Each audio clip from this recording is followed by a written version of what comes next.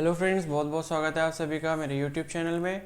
तो चलिए, आज हम लोग जो टॉपिक पढ़ने वाले हैं वो काफ़ी इंपॉर्टेंट है नीट के पॉइंट ऑफ व्यू से और साथ ही साथ जेई मेंस के पॉइंट ऑफ व्यू से भी। और साथ ही साथ ये आपका जो टॉपिक है क्लास 11th में अगर आप हैं तो भी आपके ये काम आने वाला है। ठीक है, तो काइनेमेटिक्स का एक बहुत ही अच्छा छोटा सा और बहुत ही इंपॉर्टेंट टॉपिक है। लेकिन अगर आपने मतलब आपको रिलेटिव मोशन इन 2D के बारे में कुछ भी नहीं पता है तो इस टॉपिक से पहले आप प्लीज़ उसको देखिए। मतलब उसका जो लेक्चर है उसका लिंक जो है वो मैंने डिस्क्रिप्शन में दिया हुआ है, रिलेटिव मोशन इन 2D। पहले आप उसको समझिए ताकि ये जो टॉपिक है आपका ज़्यादा अच्छे से क्लियर हो जाए। ठीक है, वैसे भी क्लियर हो जाएगा लेकिन अगर आप वो देख लोगे तो और ज़्यादा अच्छी अंडरस्टैंडिंग होगी आपकी। ठीक है, तो चलिए स्टार्ट करते हैं। तो ये जो टॉपिक है इसका नाम है डिस्टेंस ऑफ क्लोजेस्ट अप्रोच। ठीक है, और साथ ही साथ एक बात और कहना चाहूँगा कि प्लीज़ लेक्चर को एंड तक देखना ताकि आपको अच्छे से समझ आए, और अगर आपको लेक्चर अच्छा लगेगा तो प्लीज़ वीडियो को लाइक कर देना। ओके, तो डिस्टेंस ऑफ क्लोजेस्ट अप्रोच का मतलब है कि दो ऑब्जेक्ट अगर साइमल्टेनियसली मूव कर रहे हैं इन 2 डायमेंशन। ठीक है, ये हम 2 डायमेंशन की बात कर रहे हैं। 1 डायमेंशन की बात अलग होती है जहाँ पर कोलिजन होता है या जहाँ पर मतलब एक दूसरे के पास कोई भी चीज़ आती है। ठीक है, तो हम ये बात कर रहे हैं 2 डायमेंशन में। मतलब किसी की डायरेक्शन क्या है, एक मतलब इस तरफ है और मान लो किसी दूसरे पार्टिकल की डायरेक्शन इस तरफ है। तो क्लोजेस्ट अप्रोच का मतलब, अप्रोच का मतलब क्या होता है? आना, पास आना। ठीक है, अप्रोच करना किसी को मतलब उसको अप्रोच करना, इसका मतलब क्या है? उसके पास जाना। ठीक है, तो डिस्टेंस ऑफ क्लोजेस्ट अप्रोच का मतलब है कि अगर कोई भी दो ऑब्जेक्ट साइमल्टेनियसली मूव कर रहे हैं, उनकी कुछ ना कुछ वेलोसिटी है किसी ना किसी डायरेक्शन में, किसी ना किसी पर्टिकुलर डायरेक्शन में, तो कौन सा ऐसा डिस्टेंस होगा, कौन सा ऐसा डिस्टेंस होगा जब वो दोनों जो पार्टिकल्स हैं वो एकदम पास आ जाएंगे। क्लियर है? मैं आपको इसको एक एग्जांपल से बताता हूँ। जैसे मान लो हमारे पास एक पार्टिकल ए है, या फिर बॉल ले लेते हैं। ठीक है, हम एक बॉल ए है और एक बॉल बी है। क्लियर है? ये एक बॉल ए जो है ये आपकी मूव कर रही है ईस्ट डायरेक्शन में। मान लो ये ईस्ट होती है इस साइड की तरफ, इधर वेस्ट हो गई, ऊपर नॉर्थ और नीचे साउथ। ठीक है, तो ईस्ट डायरेक्शन में मूव कर रही है 3 मीटर पर सेकेंड की वेलोसिटी से। क्लियर हो गया? साथ ही साथ ये जो बी जो बॉल है, बॉल बी जो है ये मूव कर रही है नॉर्थ डायरेक्शन में 4 मीटर पर सेकेंड की वेलोसिटी से। ठीक है, क्या होता है, ये साइमल्टेनियसली स्टार्ट करेंगे। ठीक है, इनमें कोई भी टाइम लैग नहीं है। मतलब ऐसा नहीं कि पहले ये चल गई उसके 2 सेकंड बाद फिर ये चलेगी। साइमल्टेनियसली मतलब जैसी ये ऊपर चढ़ना स्टार्ट होगी वैसे ये राइट साइड को चलना स्टार्ट होगी। क्लियर है? मैं आपको ऐसे समझा देता हूँ। जैसे मान लो ये है, तो जैसे ये स्टार्ट हुई वैसे ये इधर को आगे बढ़ना स्टार्ट हो जाएगी। ठीक है, कुछ इस तरीके से। तो जैसे इधर को आगे बढ़ेगी वैसे ये ऊपर को बॉल जो है बी टाइप की जो बॉल है वो ऊपर को बढ़ेगी। ठीक है, तो क्लोजेस्ट अप्रोच का मतलब ये है कि जैसे जैसे ये मूव करती जा रही है तो कौन सा ऐसा टाइम आएगा जब बी बॉल और ए बॉल के बीच में जो डिस्टेंस होगा वो मिनिमम होगा। ठीक है, अभी मान लो डिस्टेंस कितना है, ये ये आपको दे रखा है 10 मीटर, इनके बीच में अभी 10 मीटर है। लेकिन जब ये मूव करना स्टार्ट कर देंगे, जब ये मूव करेगा करेगा करेगा, फिर हो सकता है या तो यहाँ डिस्टेंस पास में हो या और थोड़ा सा आगे हो। तो हमें ये चीज़ पता लगानी है कि वो डिस्टेंस कौन सा डिस्टेंस होगा जब ये दोनों बॉल्स एकदम पास में होंगी। मिनिमम डिस्टेंस कैसे कैलकुलेट करेंगे? ठीक है, इसके लिए आपको रिलेटिव मोशन इन 2D की नॉलेज होना काफ़ी ज़्यादा ज़रूरी है। ठीक है, इसलिए मैंने आपको बोला कि वो लेक्चर आपने देखा होना चाहिए ताकि आपको ये अच्छे से समझ आ जाए। ठीक है, तो अब मान लो जैसे ये आगे मूव करता जा रहा है, एक टाइम ये भी आएगा कि जब ये बॉल यहाँ पर होगी और ये बी वाली बॉल, जो ये बी वाली बॉल है ये ए बॉल है, तो ए बॉल यहाँ पहुँच गई, बी यहाँ पहुँच गई। अब कुछ टाइम बाद क्या होगा, ये जो बी वाली है और ऊपर पहुँच जाएगी, ए वाली और पहुँच जाएगी, तो यहाँ से और दूर हो जाएंगे। ठीक है, तो हमें बेसिकली क्या ढूंढना है, इन दोनों के बीच में वो डिस्टेंस जो मिनिमम होगा। मतलब उस टाइम पर जो मिनिमम डिस्टेंस होगा वो कितना होगा। ठीक है, तो चलिए इसको देखते हैं कैसे करना है। ये क्वेश्चन के फॉर्म में मैंने इसको बता दिया एक्सप्लेन करने के लिए कॉन्सेप्ट आपको। ठीक है, तो क्वेश्चन आपको दिया है find the distance of closest approach between two balls. इन दोनों के बीच में जब ये साइमल्टेनियसली चलना स्टार्ट करेंगे, ये 4 मीटर पर सेकंड से 3 मीटर पर सेकंड से, तो मिनिमम डिस्टेंस इन दोनों के बीच में कितना होगा। ठीक है, also calculate the time after which they are closest, और हमें वो टाइम भी निकालना है जब ये दोनों बिल्कुल पास में होंगे। चलते चलते चलते चलते एकदम जब पास में होंगे तो वो टाइम कैलकुलेट करना है। क्लियर हो गया? तो चलिए स्टार्ट करते हैं। तो बेसिकली क्या करना है, आप दो चीज़ों के मोशन को एक साथ कभी भी नहीं पढ़ सकते। पहली बात तो ये है। आपको क्या करना पड़ेगा, हम यहाँ पर रिलेटिव मोशन का कॉन्सेप्ट यूज़ करेंगे। रिलेटिव मोशन के कॉन्सेप्ट के हिसाब से हमें एक चीज़ को रोक के उसके फ्रेम ऑफ रेफरेंस में दूसरे को चलाना पड़ेगा। क्लियर हो गया? जैसे कि मैं ये कहता हूँ, मैंने ए को क्या करा, रोक दिया है।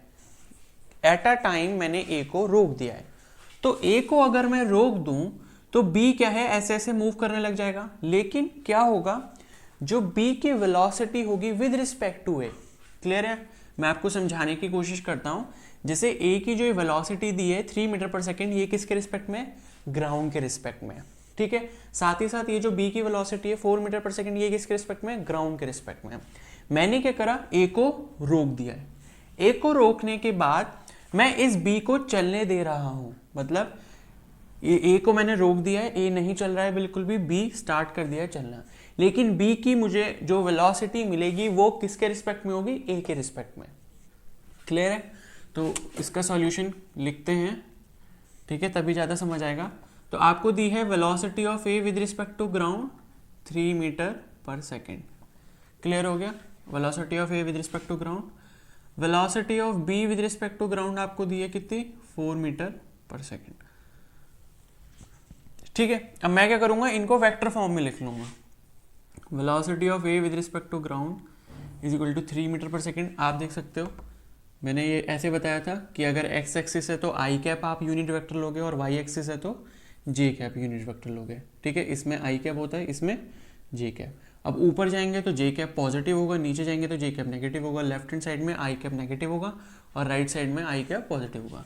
तो V A G is equal to, right side में जा रहे हैं हम लोग, तो 3 आई कैप बन जाएगा ये। क्लियर हो गया? ऐसे ही क्या होगा, velocity of B with respect to ground क्या हो जाएगा, ये ऊपर की तरफ जा रहा है यानी कि जे पॉजिटिव डायरेक्शन में, तो पॉजिटिव जे हो जाएगा यानी कि 4 जे कैप। क्लियर है? अब मैंने आपसे क्या कहा, ए को हमने रोक दिया और बी को चलाया, यानी कि अब कौन सी वाली वेलोसिटी काम करेगी, velocity of B with respect to A. ठीक है, देखो इसमें क्या होता है, जैसे मैंने ये लिखा VBI यानी कि velocity of B with respect to A, इसका मतलब है जिसके रिस्पेक्ट में बात हो रही है, जिसके फ्रेम ऑफ रेफरेंस के रिस्पेक्ट में बात हो रही है, उसे हम रोक चुके हैं। ठीक है, तो जैसे velocity of B with respect to A है, तो हमने क्या करा, इस A को रोक दिया। क्लियर हो गया? A क्या है, स्टॉप हो चुका है, इसका मतलब ये होता है। ठीक है, जिसके भी फ्रेम ऑफ रेफरेंस के रिस्पेक्ट में हम बात करते हैं वो चीज़ अभी रुकी हुई है, तो हम वो वेलोसिटी अब कैलकुलेट करने वाले हैं। तो ये क्या होता है आप सभी को तो पता है, velocity of B with respect to A का मतलब क्या है, velocity of B with respect to ground minus velocity of A with respect to ground. Clear हो गया? Velocity of B with respect to ground आपको क्या दिया है, 4 J cap minus velocity of A with respect to ground 3 I cap. Clear हो गया? अब हम क्या करेंगे, ये VBA जो वेलोसिटी है हम ड्रॉ कर लेते हैं यहाँ पर। अब आप देख सकते हो velocity of B with respect to ground ये ऊपर की तरफ है, ठीक है, 4 जे कैप हो गई माइनस 3 आई कैप। तो 4 जे कैप सपोज इधर की तरफ है, ये मैं दोबारा से इसको बना देता हूँ,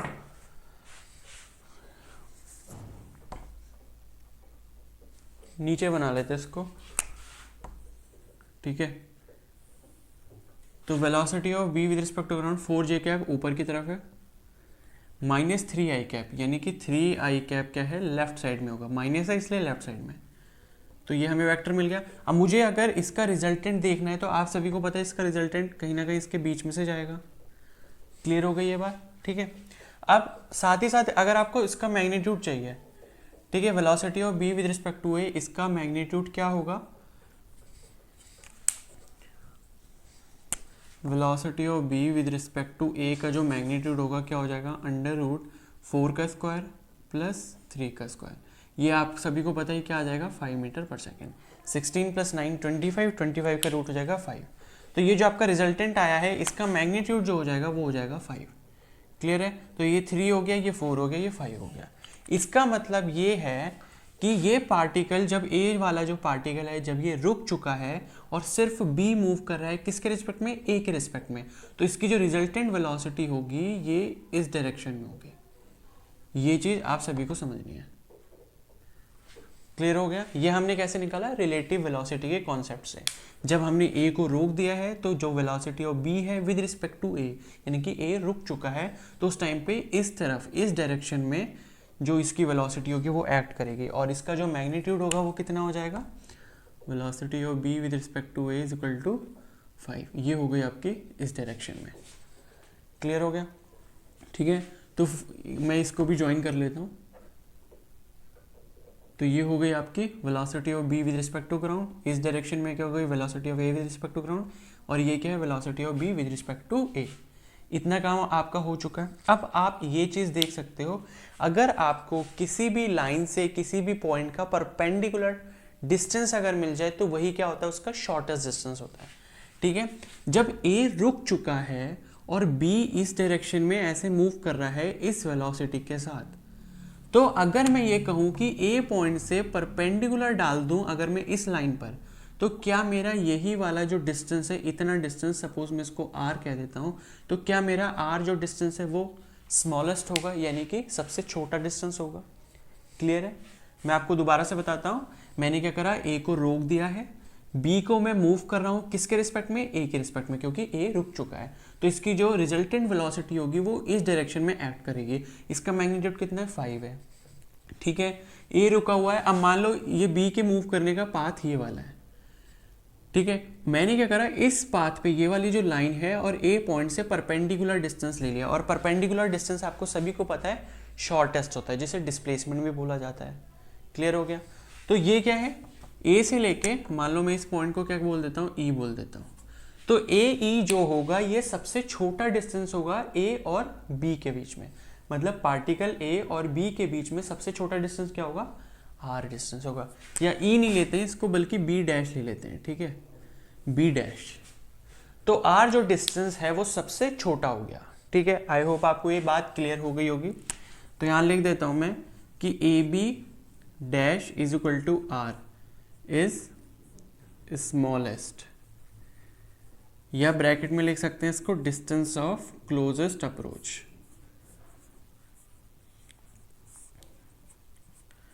ठीक है, तो आई होप आपको इतनी बात अच्छे से क्लियर हो गई होगी। चलिए अब आगे इसका काम करते हैं। ठीक है, आर कैसे निकालना है वो देखते हैं।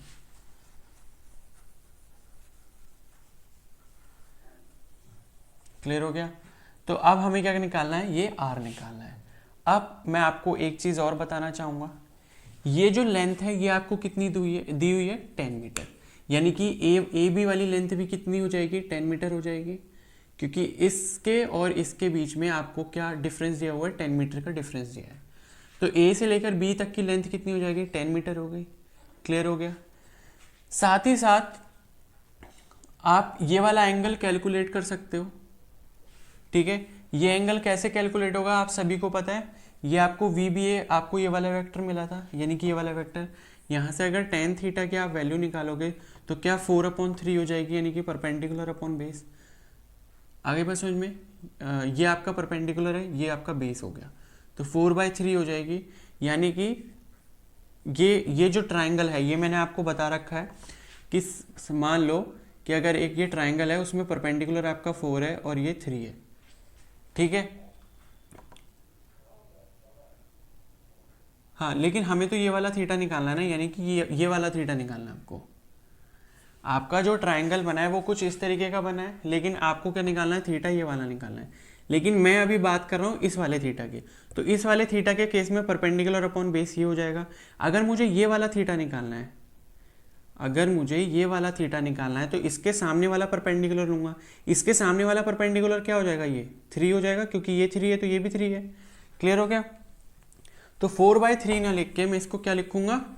3/4। आई होप आपको ये चीज़ क्लियर हो रही होगी। प्लीज़ कंफ्यूजन मत रखना इसके बीच में।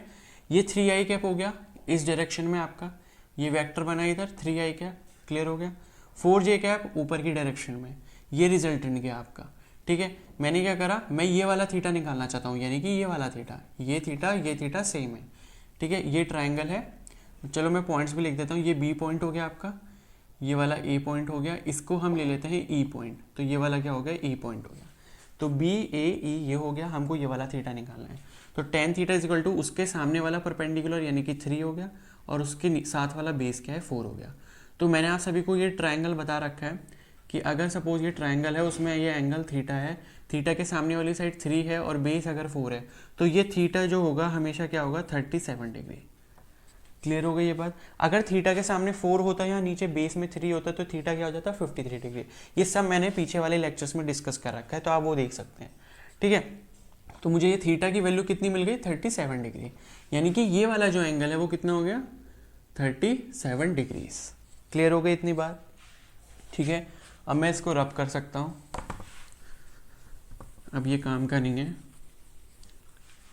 ठीक है, तो ये मुझे एंगल कितना मिल गया 37 डिग्री। ये साइड आपको पता है कितनी है 10 मीटर्स के बराबर है। अब आपको क्या चीज़ देखनी है, आपको क्या देखना है, ये डिस्टेंस निकालना है आर। तो आप ये वाला ट्राइंगल कंसिडर कर लो, ए बी डैश बी। ठीक है, मैं ये वाला ट्राइंगल ले रहा हूँ, ये कुछ इस तरीके का है। मैंने इसको सीधा इसलिए नहीं बनाया ताकि आप कंफ्यूज ना हो। ये ट्राइंगल है, ये ए हो गया, ये बी डैश हो गया, और ये बी साइड हो गई। ये आपको आर के बराबर दिया हुआ है, ये 10 मीटर के बराबर दिया है, और ये एंगल दिया आपको 37 डिग्रीज के बराबर। क्लियर है। अब उसी ट्राइंगल की हेल्प से जो 37 डिग्री वाला ट्राइंगल होता है उसमें हाइपोटेनस अगर 5 है तो सामने वाली साइड क्या होती है 3 होती है, बेस क्या होता है 4 होता है। अब ये 5 का 2 टाइम्स है, ठीक है, यानी कि 10 मीटर के बराबर है। तो अगर ये 10 है तो इसके सामने वाली साइड कितनी हो जाएगी 6, और बेस कितना हो जाएगा 8। आई होप आपको ये क्लियर हो गया होगा। ठीक है, क्योंकि ये समझने के लिए आपको पीछे का लेक्चर देखना जरूरी है, क्योंकि ये ट्राइंगल भी वहां पर मैंने डिस्कस करा हुआ है। क्लियर हो गया। तो आर जो आपको मिला ये कितना मिल गया है, ये परपेंडिकुलर है। आर की जो वैल्यू मिली है वो कितनी हो गई आपके पास 6 मीटर, और ये क्या है आपका 6 मीटर क्या है डिस्टेंस ऑफ क्लोजेस्ट अप्रोच, यानी कि ए और बी के बीच में जब वो एक साथ मूव करेंगे तो उनके बीच में जो सबसे छोटा डिस्टेंस होगा, क्लोजेस्ट जब होंगे वो तब कब होंगे, जब उनके बीच में डिस्टेंस होगा 6 मीटर। अब अगला क्वेश्चन देखते हैं, आपसे पूछा है also calculate the time after which they are closest, यानी कि अब हमें टाइम भी निकालना है। क्लियर है। तो आपको करना क्या है बेसिकली, चलो टाइम यहां देख लेते हैं। ठीक है, टाइम निकालना है। टाइम के लिए आप क्या कर सकते हो, टाइम के लिए आपको एक फॉर्मूला पता है कि जैसे कि speed is equal to distance upon time होता है, तो time is equal to distance upon speed हो जाएगा, यानी कि डिस्टेंस अपॉन वेलोसिटी। अब जिस रास्ते का डिस्टेंस आप लोगे उसी रास्ते की आपको क्या लेनी है वेलोसिटी लेनी है। ठीक है, तो अब आप यहाँ से देखो कि जिस रास्ते का आपको डिस्टेंस पता है उसी रास्ते की वेलोसिटी भी पता है। हाँ पता है, ये 10 मीटर है और इस तरह वेलोसिटी कितनी थी आपको पता है 4 मीटर पर सेकेंड। ठीक है, तो time is equal to distance upon velocity हो गया। डिस्टेंस आपको कितना मिल गया इस रास्ते में 10 मीटर। क्लियर है, क्योंकि आप ये समझ सकते हो, नहीं सॉरी हमें तो ये टाइम निकालना है ना बी से बी डैश का, तो 10 नहीं लेंगे इसमें। ठीक है, हमको किस रास्ते में निकालना है बी से बी डैश में, क्योंकि जब वो यहाँ पहुंचेगा तो इतना ही तो हमको टाइम निकालना है। समझ रहे हो गया। अब आपको डिस्टेंस ये वाला पता है आपको कितना है 8 मीटर के बराबर, तो डिस्टेंस की जगह कितना हो गया 8 हो गया, अपॉन इस रास्ते पर वेलोसिटी कितनी थी अभी हम सभी ने निकाली थी, यहाँ पर कैलकुलेट करी थी। ये वाली वेलोसिटी कितनी है वी बी ए कितनी है 5 के बराबर है, तो वेलोसिटी हो गई आपकी 5। तो ये आपका आंसर आ जाएगा 5 × 5 3 0, यानी कि 1.6 सेकेंड्स। तो ये हो गया time after which they are closest. Clear हो गया। टाइम हमको कौन सा निकालना है, जब बी वाला जो पार्टिकल है बी डैश पर पहुंच चुका है, इतने रास्ते में इतना जो रास्ता उसने कवर करा है जिस भी वेलोसिटी से, उसमें कितना टाइम लगा है वो हमको निकालना है। ठीक है, तो time is equal to distance upon velocity हो गया। डिस्टेंस आपको यहाँ से यहाँ तक का पता है कितना है 8 मीटर के बराबर है। वेलोसिटी इस रास्ते पे पता है कितनी है 5 मीटर पर सेकंड के बराबर है। तो आपका आंसर जो हो जाएगा कितना आ जाएगा 1.6 सेकेंड। ठीक है, तो ये पूरी थी कंसेप्ट की बात, और आई होप आपको ये अच्छे से समझ आ गया होगा। और प्लीज़ आप वेक्टर जो वो क्या बोलते हैं रिलेटिव मोशन इन 2D वाला कॉन्सेप्ट है उसको भी प्लीज़ अच्छे से देखिए, तब आपको ये बहुत अच्छे से समझ आ जाएगा। ठीक है, आई होप आपको ये कॉन्सेप्ट अच्छे से समझ आ चुका है। तो फ्रेंड्स, अगर आपको ये डिस्टेंस ऑफ क्लोजेस्ट अप्रोच वाला जो कॉन्सेप्ट था अच्छे से समझ आ गया है, ठीक है, तो प्लीज़ इस वीडियो को लाइक कीजिए और अपने दोस्तों के साथ शेयर कीजिए, और साथ ही साथ अगर आप इस चैनल पर नए हैं तो प्लीज़ इसको सब्सक्राइब कर दीजिए ताकि आगे भी आपको ऐसे ही इन्फॉर्मेटिव वीडियोज़ मिलती रहें। ठीक है, so thank you and all the best.